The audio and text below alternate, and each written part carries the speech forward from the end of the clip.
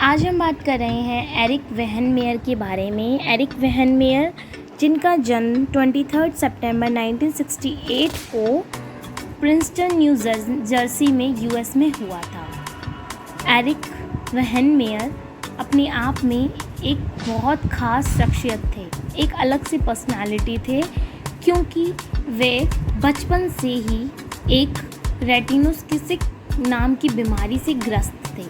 इस बीमारी में क्या था कि जैसे जैसे वो किशोर अवस्था की ओर बढ़ते वैसे वैसे उन्हें ये बीमारी घेर कर अंधा कर देती। पूरी तरह से ऐसा ही हुआ। जब तक वे 13 से 14 वर्ष की आयु तक पहुँचे वे बिल्कुल अंधे भी हो चुके थे। पहले उन्हें कम से कम 1 से 2 फीट की दूरी पर दिखता था, लेकिन धीरे धीरे क्या हुआ कि उनकी आँखों की रोशनी कम होती गई और उनको दिखना भी कम होता गया। ऐसे में एरिक वेहनमेयर ने कभी भी ज़िंदगी में हार नहीं मानी। उन्होंने अपने आप को दुनिया के सामने एक अलग पर्सनैलिटी के रूप में उभारा। एरिक वेहनमेयर आज दुनिया उन्हें एक ब्लाइंड माउंट क्लाइंबर के नाम से यानी माउंट एवरेस्ट पर चढ़ने वाले इंसान के नाम पर जानती है, जो कि ब्लाइंड थे। उसके बावजूद उन्होंने इतने सारे लोगों के ओपोनेंट होकर भी इस रॉक क्लाइंबिंग कंपटीशन को जीता। बहुत आश्चर्यजनक है कि वे दुनिया के 7 शिखरों पर चढ़ चुके थे और उन्होंने सब पर चढ़ाई की हुई थी, और उन्होंने मैराथन, कुश्ती, स्काई डाइविंग और स्किड में भी अपने आप को आगे कर रखा था।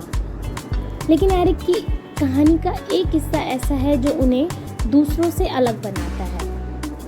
वो है कि जब एरिक कभी भी अपने ओपोनेंट या किसी भी जैसे कि कंपटीशन में उतरे, कुश्ती के कंपटीशन से लेकर वो माउंट एवरेस्ट की क्लाइंबिंग के कंपटीशन में जब थे, तो उन्होंने ये नहीं देखा कि मैं ब्लाइंड हूँ या मेरे कि इतने ओपोनेंट मेरे और भी लोग हैं। उन्होंने बस अपने काम पर फोकस किया, चाहे वे काम कोई सा भी कर रहे हो, चाहे रॉक क्लाइंबिंग का कर रहे हो या कुश्ती का या डाइविंग का।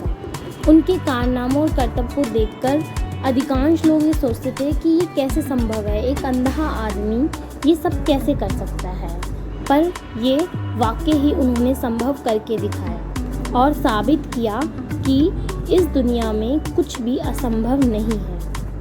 वास्तव में एरिक कई अंधे एथलीटों में से एक थे, जो कि उस समय पर इम्पॉसिबल माना जाता था कि एक ब्लाइंड एथलीट इतने ऊपर पर्वत पर भी चढ़ सकता है, कुश्ती भी कर सकता है, स्काई डाइविंग और कितनी साइकिलिंग वगैरह पता नहीं क्या क्या कर सकते थे वो। ये सब बात उस समय के लिए असंभव सी मानी जाती थी, पर उन्होंने कर दिखाया। एरिक सीमित दृष्टि से पैदा हुए थे। उन्हें बचपन से एक बीमारी थी रेटिनोस्किसिक नाम की, जिसमें कि उनकी रेटिना में देखने की जो क्षमता थी रेटिना से, वो धीरे धीरे यानी किशोर अवस्था तक जब तक वो आते वे बिल्कुल अंधे हो जाते। जब वे पैदा हुए थे तो वे 1 से 2 फीट तक की दूरी को देख सकते थे, पर धीरे धीरे उनकी ये चीज़ जो थी वो कमज़ोर होती जा रही थी। उनकी देखने की क्षमता जो थी वो कमज़ोर होती जा रही थी। लेकिन ये बात जानने के बावजूद भी वे फिज़िकली बहुत एक्टिव थे। वे फुटबॉल खेलने में भी बहुत इंटरेस्ट रखते थे और साइकिल चलाने में भी वे बहुत सक्षम थे, और बास्केटबॉल भी उनका बहुत पसंदीदा खेल था। धीरे धीरे जब वे बड़े होते गए तो उनकी दृष्टि जैसे ही कम होती गई, तो उन्होंने एक बहुत मोटा सा चश्मा लगाया, जिसकी मदद से वे थोड़ी और दूरी तक देख सकते थे। एक समय पर वे अपने आप को दुनिया में अलग थलग सा महसूस करने लगे थे, पर उन्होंने तब भी हार नहीं मानी, और हाई स्कूल तक आते आते वे पूरी तरह अंधे हो चुके थे। तब तक वह स्कूल की कुश्ती टीम में शामिल हो चुके थे और कुश्ती में भाग लेने के लिए वे बहुत ज़्यादा उत्सुक भी थे। कुश्ती में पहलवानों के मना करने के बावजूद भी वे नहीं माने और उन्होंने कुश्ती के मैदान में उनसे लड़ाई की।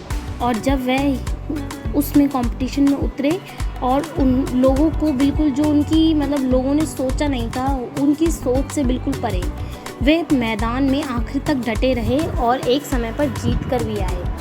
बहुत ज़्यादा चोट लगी होने के कारण उनकी माँ उन्हें देखकर बहुत ज़्यादा घबरा भी गई थी कि उनके माथे पर इतनी मोटी गांठ और नाक कैसे सूजी हुई है। ये सब देखकर उनकी माँ बहुत घबरा गई थी और तथा उसके कुछ दिन बाद ही उन्हें ये समाचार भी सुनने को मिला था कि उनकी माँ एक कार एक्सीडेंट में मारी गई है।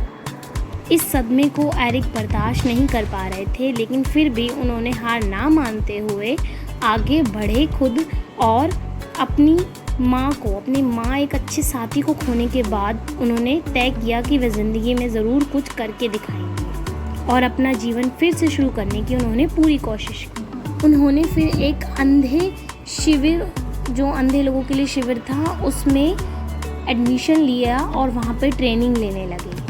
अंतिम दिनों में वे रॉक क्लाइंबिंग भी सीख रहे थे उस शिविर में।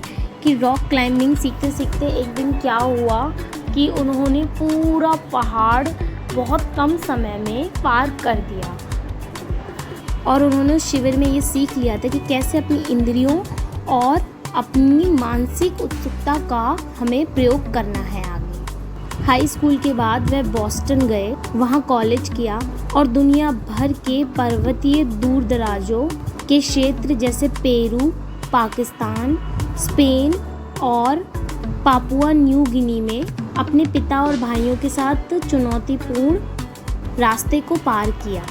उनके भाई ने उनकी धैर्यपूर्वक सहायता की और उन्हें आगे के लिए मार्गदर्शक भी किया।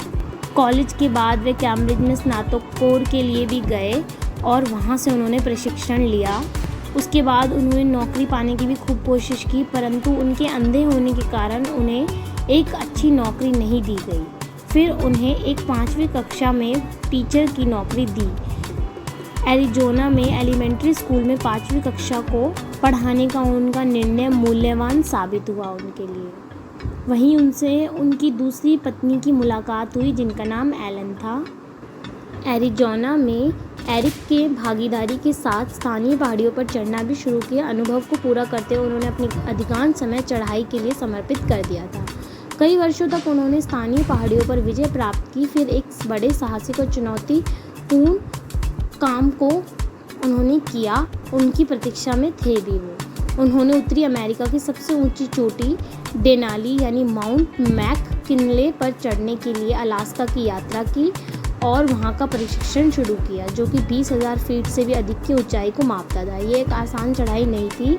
कोई भी अंधा या दृष्टिहीन व्यक्ति इसे करने से पहले 1000 बार बेशक सोचता। पूरी तरह से मेहनत और प्रशिक्षण की तैयारी के बाद एरिक ने यात्रा की और 6 सहयोगी की एक टीम के साथ वह चढ़ाई शुरू की और 19 दिनों की चढ़ाई में अपने सहयोगी के मौखिक और भौतिक संकेतों की मदद से वह अपने लक्ष्य तक पहुंच गए और पर्वत की चोटी पर चढ़ गए। वहाँ फार्म एरिक ने दुनिया भर के और 7 शिखरों सम्मेलनों के साथ साथ दुनिया भर के और अन्य पहाड़ों पर सफलतापूर्वक चढ़ाई भी कर लिया। उन्होंने अनगिनत अन्य खेल आयोजनों में भी अपना भाग लिया। एरिक अज्ञात और निपुण कार्यों के लिए पहुंचने के लिए प्रतीक रूप में खड़े हुए थे, जिसे बहुत से लोग असंभव मानते थे, वह उन्होंने कर दिखाया। उन्होंने नेत्रहीन, दृष्टिहीन जैसे लोगों के लिए भी अपने आप को एक मिसाल कायम करा और national federation of the blind के साथ साथ उनके पर्वतारोहियों के प्रायोजक कि वे नेत्रहीन की असीम क्षमताओं को समझने के लिए नेत्रहीन और जैसे लोगों को प्रशिक्षण देने का काम भी उन्होंने जारी किया।